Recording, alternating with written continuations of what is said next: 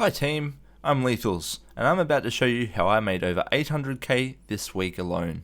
I'll go through some of the methods I've used, and some tricks that you can use too. This week, I'll show you what to spend your Telvar on, give you some tips on refining materials, we'll go through a couple more flips that ticked over this week, and show you the gold materials I've also been selling and how much they're going for.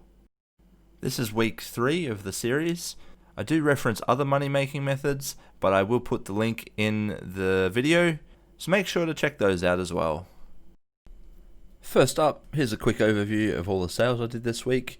Not a huge quantity of sales, but there's a quite high average, which gets us to a total of 839,538.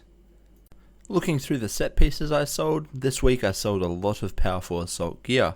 That's because I've started farming in Imperial City and using the Telvar to buy the coffers, and that's generated a really nice return so far. This week we sold 175k worth of it, and Telvar in general at the moment makes a lot of money. You can also use it to get Harcajo and sell them for around 15k each, or get Alchemist coffers and sell the goods from them. Scanning through my sales, you can see a couple more flips of the method that I did last week. You can check out the video here. So that one's a fairly easy flip. That Elfbane staff there I bought for 200k, invested 40k into it by making it gold, and then resold it for 380k.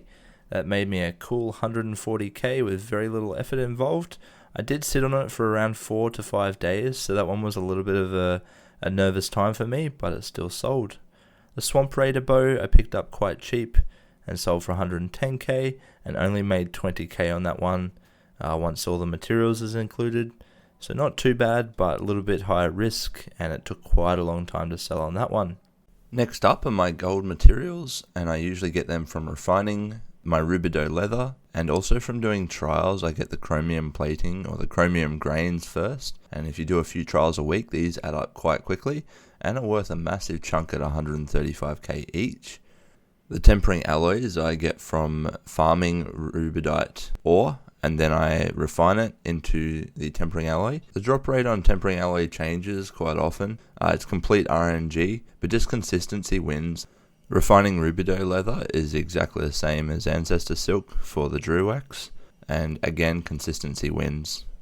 I do have a filter set up on my awesome guild store for cheap raw materials so that I can buy what I think is fair and then refine them into the gold materials. If you have any methods that you can suggest for gold making, chuck a comment down below, and don't forget to like and subscribe.